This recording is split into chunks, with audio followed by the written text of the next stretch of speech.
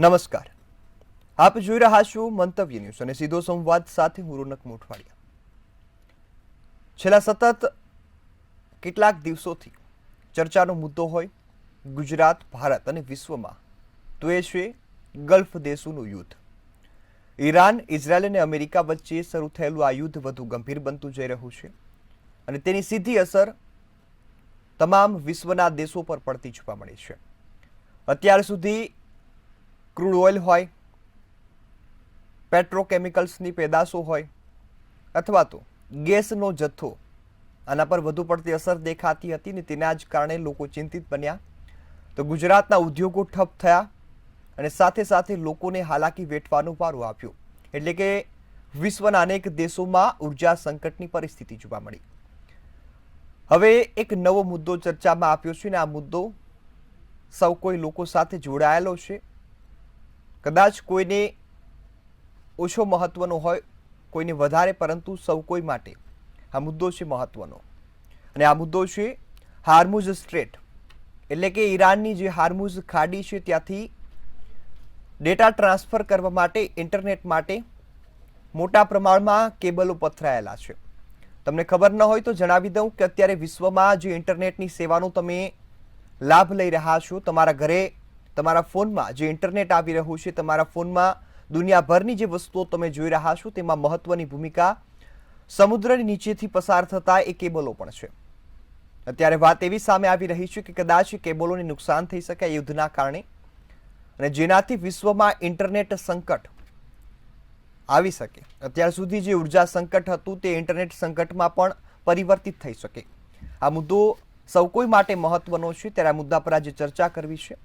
મારી સાથે ગેસ્ટ પેનલમાં જોડાયા છે પ્રોફેસર જાગૃતિબેન ઠુમર કે જેઓ અર્થશાસ્ત્રી છે, અને મયુરભાઈ ભુસાવડકર જેઓ સાયબર એક્સપર્ટ છે.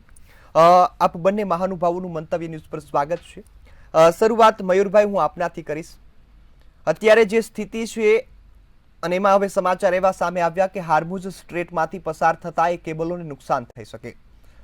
જ્યાં સુધી આંકડાઓની માહિતી કરીએ તો 97% જેટલો જે ડેટા ટ્રાન્સફર છે વિશ્વ માટે ગ્લોબલ, એ ત્યાંથી જ પસાર થાય છે.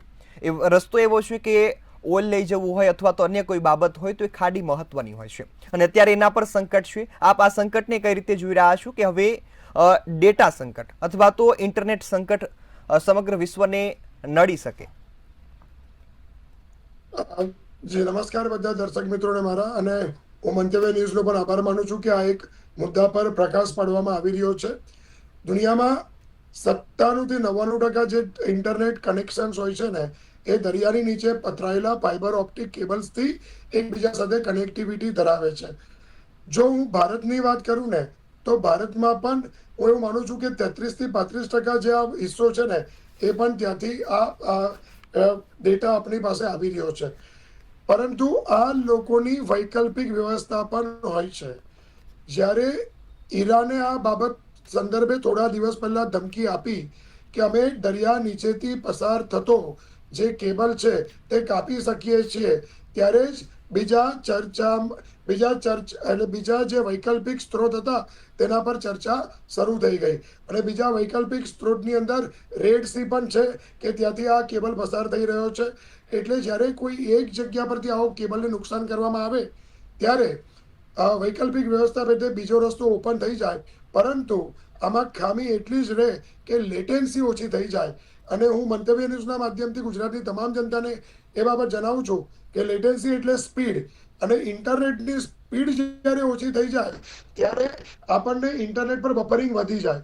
અને યુટ્યુબથી માંડીને જેટલા પણ કે હાઈ ઇન્ટરનેટ યુટિલાઇઝેશન છે કે જે આપણે પ્લેટફોર્મ્સ જોઈએ છે ઓનલાઈન, એના પર બફરિંગ વધી જાય એટલે ચકેડું, સાદી ભાષામાં કહીએ તો ચકેડું વધી જાય અને ઇન્ટરનેટની સ્પીડ ઓછી થઈ જાય, જેનાથી વૈશ્વિક ઇન્ટરનેટને નુકસાન થાય. પરંતુ ભારતના પરિપ્રેક્ષ્યથી જો હું વાત કરું તો ભારતને પણ ઘણું નુકસાન થાય, કારણ કે ભારતના મોટા ભાગના ક્ષેત્રોમાં આઈટી જે સેક્ટર છે એ આઈટી સેક્ટર્સમાં આજે આપણે વર્ક ફ્રોમ હોમ કરી રહ્યા છે. ઘણી બધી અમેરિકન કંપનીઓ કે વિદેશી કંપનીઓમાં આપણા એન્જિનિયરો અહીંયા ઇન્ડિયામાંથી બેઠા બેઠા સર્વિસ પ્રોવાઈડ કરે છે. તો એ જે કનેક્ટિવિટી છે એ કનેક્ટિવિટીનું મોટું નુકસાન થાય. તો એને કારણે ઇન્ટરનેટ ખોરવાઈ શકે અને ઇન્ટરનેટ ખોરવાઈ જાય તો ઘણું બધું ઠપ થઈ શકે. આ એક પ્રકારની સંભાવના છે. અને જ્યારે મેં આ સમાચાર સંદર્ભે જ્યારે હું થોડુંક બ્રાઉઝ કરતો હતો ત્યારે મને એક માહિતી પણ એ મળી કે સપ્ટેમ્બર 2025માં લાલ સમુદ્રમાં કેબલ્સ કપાવાને કારણે ભારત, પાકિસ્તાન અને યુએઈ આ 3 દેશને ઇન્ટરનેટ સેવાઓ ખોરવાઈ ગયેલી હતી. તો આ એક ઘણી બાબત અરાજકતા થઈ શકે. અને જ્યારે આવા ટેન્શનેબલ ક્ષેત્રો હોય છે કે જ્યાં યુદ્ધ ચાલતા હોય તે જગ્યા પર આ જે કેબલ્સને રિપેર કરવાવાળા વાહનોને લઈ જઈને કેબલ્સ રિપેર કરવા એ ચેલેન્જિંગ થાય.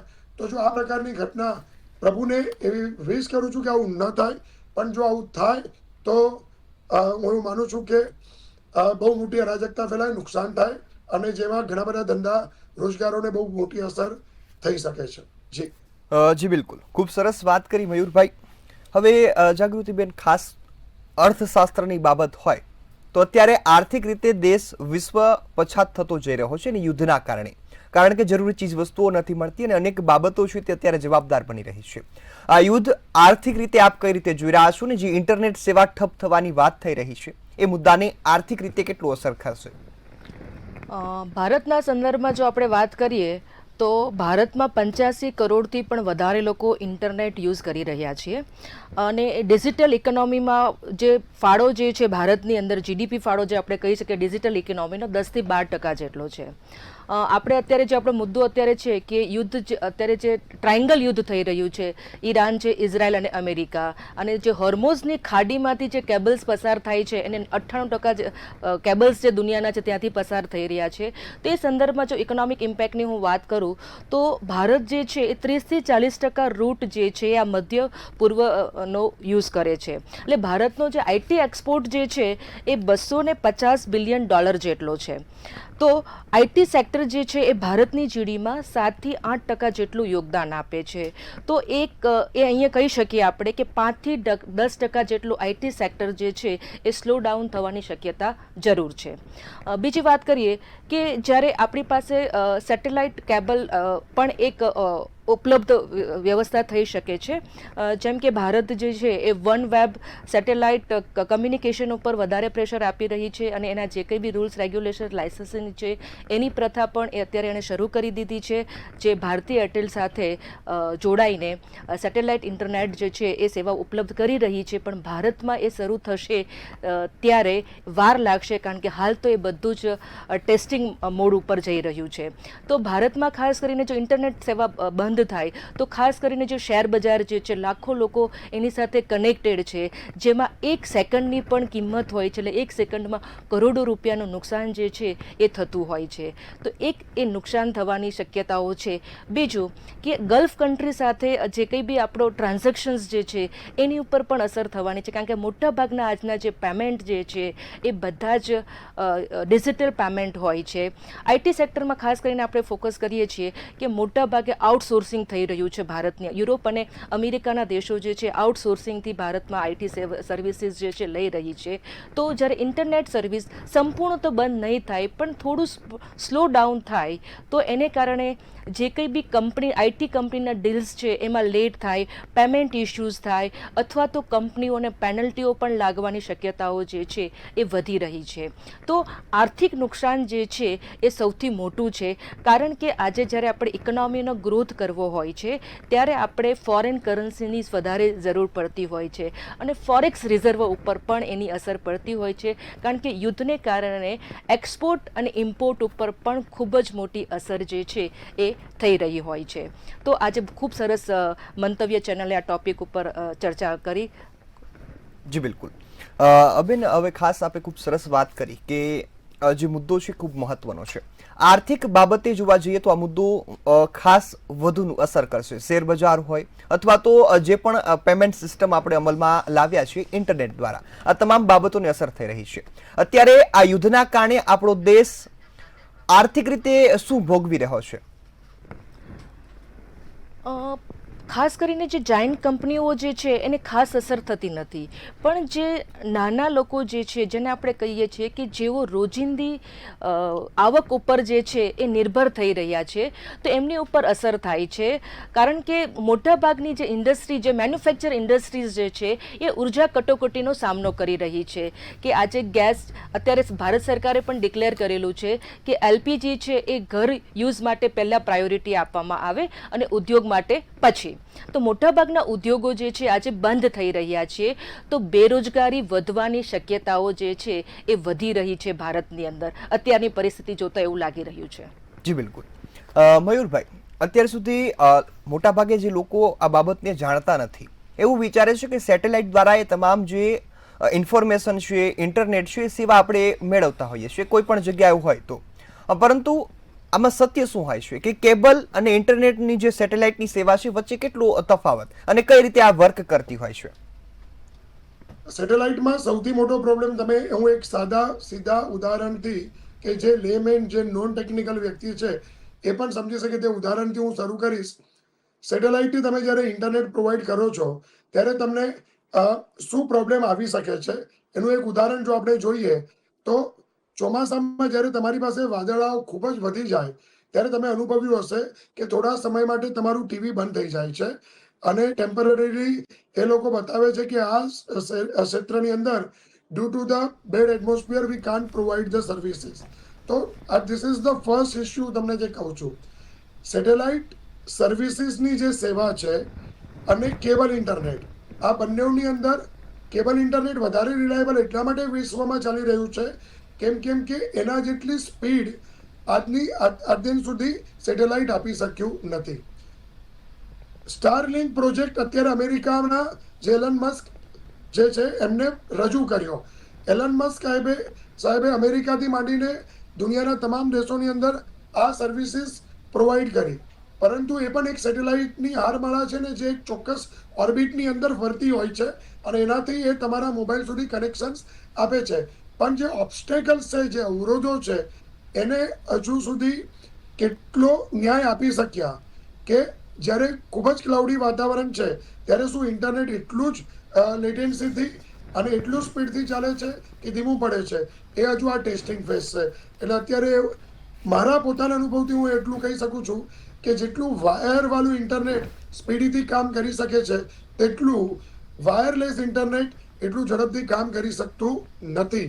અને એટલે જ આજના સમયની અંદર પણ તમે જોઈ શકો છો કે ટીવી ચેનલથી માંડીને બધા જ જે ફાઇબર ઓપ્ટિક સાથે જોડાયેલા છે, પછી એ શેર માર્કેટ હોય, બેન્કિંગ સેક્ટર હોય, એરલાઇન્સ હોય કે પછી આખું કોઈ પણ ફિનાન્શિયલ સેક્ટર્સ હોય કે દુનિયાનું કોઈ પણ સેક્ટર્સ હોય, એ માત્ર ને માત્ર એ ફાઇબર ઓપ્ટિક્સ પર વધારે રિલાયેબલ હોય છે. હા, વાયરલેસ નેટવર્કને આપણે માત્ર ને માત્ર સ્મોલ એરિયાઝ છે એ સ્મોલ એરિયાઝમાં ડેટા મૂવ કરવા માટે, ડેટાને ટ્રાન્સફર કરવા માટે આપણે યુટિલાઇઝ કરીએ છીએ. That would be the more better. અને બીજું, આજે તમે જોજો કે આવી ધમકીઓ જ્યારે આવતી હોય છે ત્યારે એક બાબત કે વૈકલ્પિક રસ્તો શોધવો એ હવે અત્યંત જરૂરી છે. એના પર સ્પીડીલી કામ થવું એ અત્યંત જરૂરી છે. અને હું આશ્વસ્ત છું કે આ બાબત સંદર્ભે જાણકારોએ વિચારવાનું, જ્યારે આ ધમકી આવી અને 2025માં પણ આવેલી ઇમ્પેક્ચ્યુઅલ થયેલું તે વખતે ઇન્ડિયા, તો હું એવું માનું છું કે આના પર વૈકલ્પિક રસ્તે વિચારવાનું કામ શરૂ કરી દીધું હશે.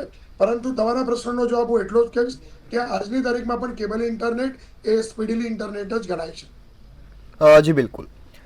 જાગૃતિબેન, હવે આર્થિક બાબતો સમજવી અત્યારે ખૂબ મહત્વની છે કે જે આ યુદ્ધ થઈ રહ્યું છે તેનાથી આર્થિક રીતે વિશ્વ અને ભારતને શું અસર થઈ રહી છે, કે ઇન્ટરનેટ સેવા થવાની છે એની આપે ખૂબ સરસ માહિતી આપી. અત્યારે આર્થિક પરિસ્થિતિ શું છે? અત્યારે યુદ્ધની જ્યારે ચાલી રહ્યું છે ત્યારે ભારત જે છે આપણે કહીએ છીએ કે લગભગ 20% જેટલી વસ્તી જે છે જેમનું લિવિંગ સ્ટાન્ડર્ડ જે છે હાઈ છે. બાકીની 80% જે વસ્તી જે ભારતની છે એનું લિવિંગ સ્ટાન્ડર્ડ આજે પણ નીચું જઈ રહ્યું છે. એટલે જે આ લોકો, જે 80% લોકો જે છે એ ખાદ્ય વસ્તુઓ અને દૈનિક વસ્તુઓ એટલે રોજની ઉપર જ નિર્ભર હોય છે. તો આ આર્થિક પરિસ્થિતિમાં અત્યારે ખાદ્ય વસ્તુઓ અને દૈનિક વસ્તુઓના ભાવો જે છે એ વધવાની શક્યતાઓ ખૂબ જ વધી રહી છે, કારણ કે કંપનીઓને રો મટીરિયલ કોસ્ટ વધી રહ્યો છે, ફ્યુઅલ કોસ્ટ વધી રહ્યો છે, એમનો પ્રોફિટ માર્જિન ઉપર અસર થઈ રહી છે. એટલે નો ડાઉટ કે અંતે મોંઘવારી જે છે એ વધવાની શક્યતાઓ ખૂબ જ વધી રહી છે, જેવું મારું મંતવ્ય છે. જી બિલકુલ.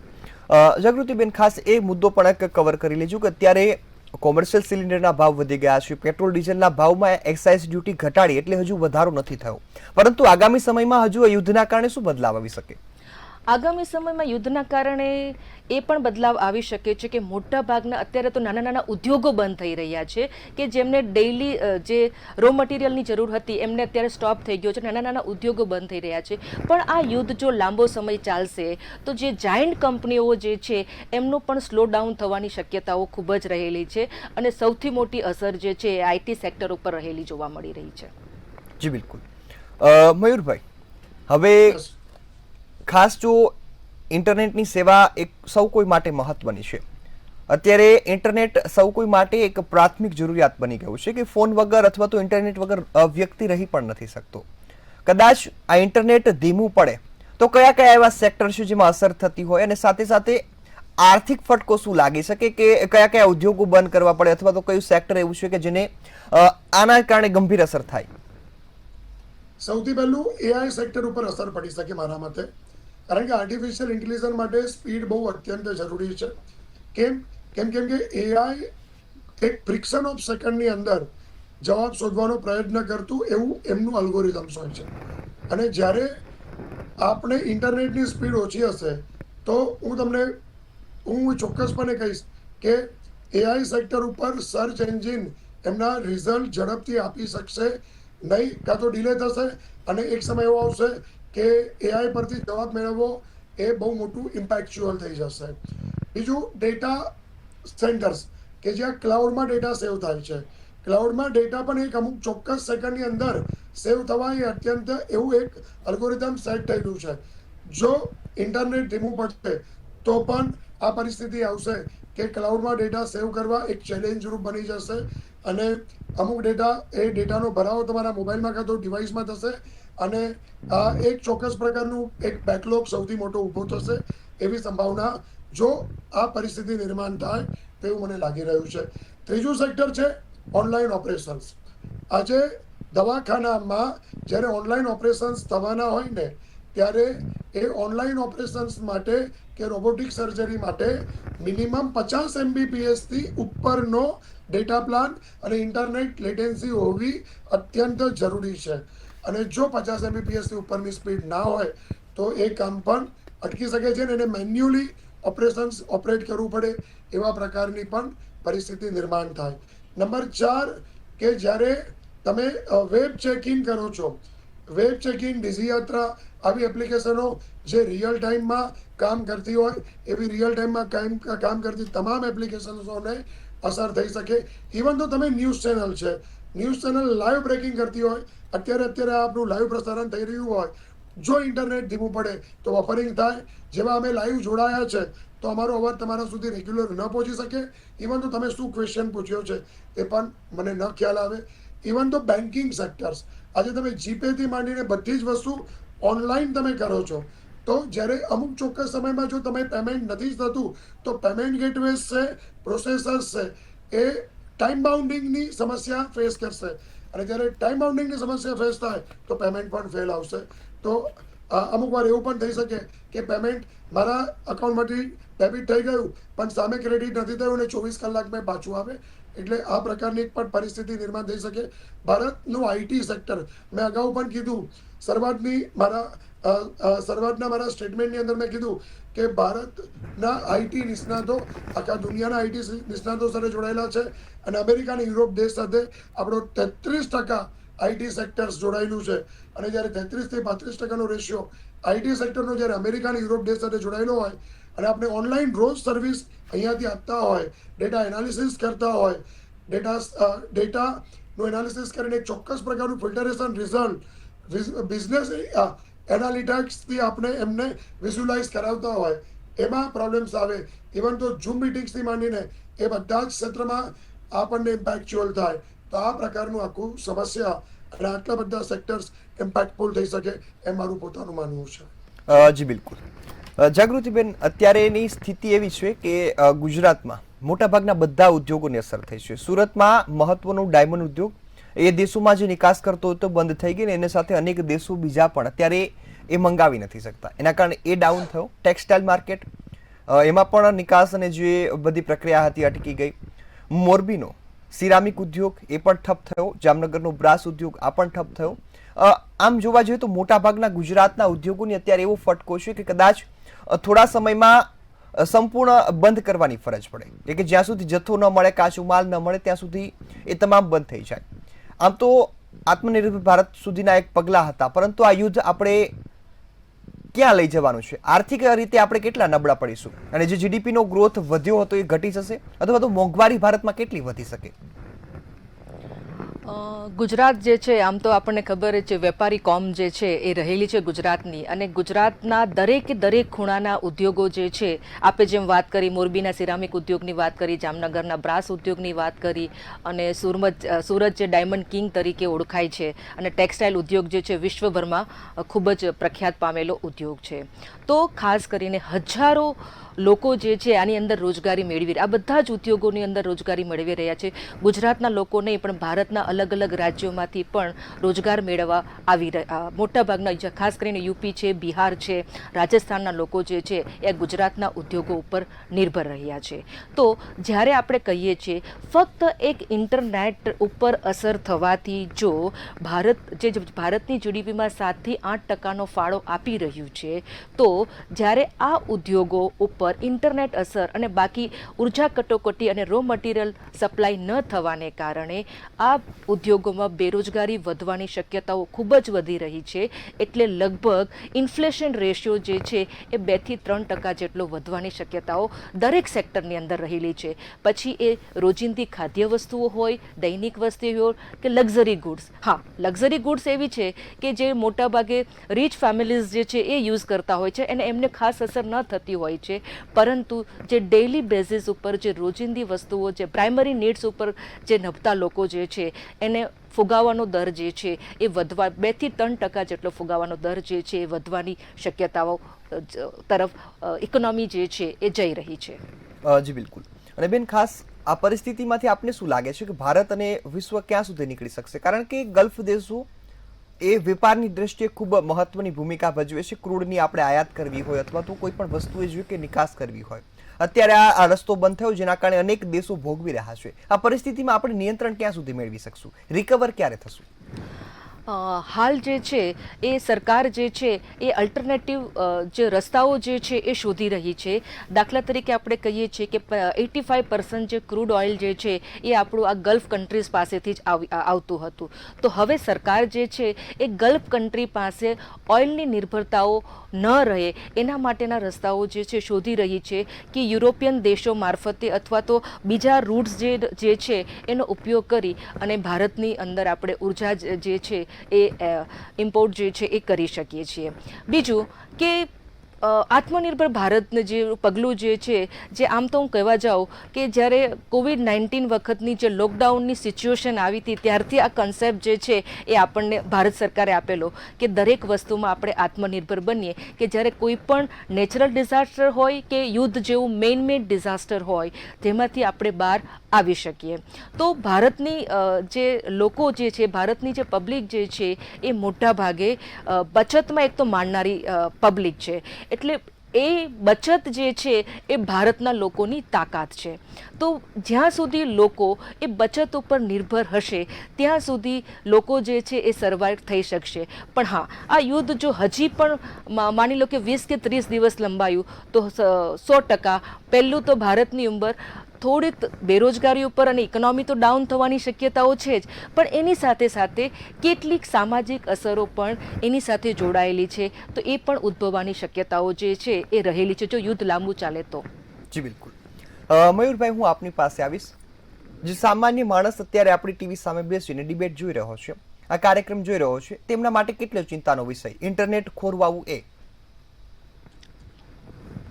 જેટલો વ્યવસાય જેનો ઇન્ટરનેટ પર જ છે, પેમેન્ટ ઓનલાઈન લેવાનું છે, રસ્તા શોધવાના છે, ગીગ વર્કર જે વર્કર્સ છે કે જે ઝોમેટો, સ્વિગી આ લોકો જે વર્કર્સ છે જે તમને ઓનલાઈન વસ્તુઓ પહોંચાડે છે, કુરિયર સર્વિસીસ છે જે તમને ઓનલાઈન, કારણ કે જીપીએસ પણ અને એક ચોક્કસ સ્પીડ જોઈએ છે અને અમુક જીપીએસ જ્યારે સર્વિસ ઓફલાઈન કામ નથી કરી શકવાની અને તે વખતે જો ઇન્ટરનેટ સ્પીડ ઓછી પડી તો એ રીરાઉટિંગ, રીરૂટ્સ આવા ઘણા બધા ઓપ્શન્સ શોધવાનો પ્રયત્ન કરશે અને જેને કારણે એક ચોક્કસ પ્રકારની સર્વિસ ખોરવાઈ શકે છે. ઇવન તો આપણે ઓનલાઈન કોઈ પણ વસ્તુ આવવાનું તો એનું ઓનલાઈન ટ્રેકિંગ પણ કરીએ છીએ, તો એ ઓનલાઈન ટ્રેકિંગ પણ ઇમ્પેક્ટફુલ થઈ શકે છે. એટલે અને મેઇન મુદ્દો છે કે જ્યારે સોફ્ટવેર પ્રોવાઇડિંગ સર્વિસ અને ડેટા બેકઅપ, જ્યારે આ બે વસ્તુ જ્યારે ઇમ્પેક્ટફુલ થાય, કારણ કે આજે બધા જ વ્યવસાય ઇન્ટરનેટ પર આધારિત છે. સવારે ઉઠવાથી રાત્રે ઊંઘતા સુધીમાં બરાબર એ આપણે ઇન્ટરનેટ યુટિલાઇઝ કરીએ છીએ. ઇવન તો જ્યાં સ્માર્ટ હોમ છે એ સ્માર્ટ હોમ પણ ઇન્ટરનેટ સાથે કનેક્ટેડ છે. ત્યારે હું એવું માનું છું કે આટલો ઇમ્પેક્ટ નહીં આવી શકે, ચોક્કસથી કોઈ રસ્તો નીકળશે આનો, પરંતુ હું એવું માનું છું કે બંને ઓપ્શન્સ આપણે સાથે રાખવા એ અત્યંત જરૂરી છે. કે ધીરે ધીરે આપણે એ પણ પ્રેક્ટિસ કરવી જોઈએ કે જ્યારે આપણે મેન્યુઅલ વેથી કરવાની થાય કે ઇન્ટરનેટ સ્પીડ ધીમી થાય તો આપણા કામને આપણે કેવી રીતે સહજતાથી કરી શકીએ એ રસ્તો દરેક ઉદ્યોગને વિચારવો એ હવે રહ્યો.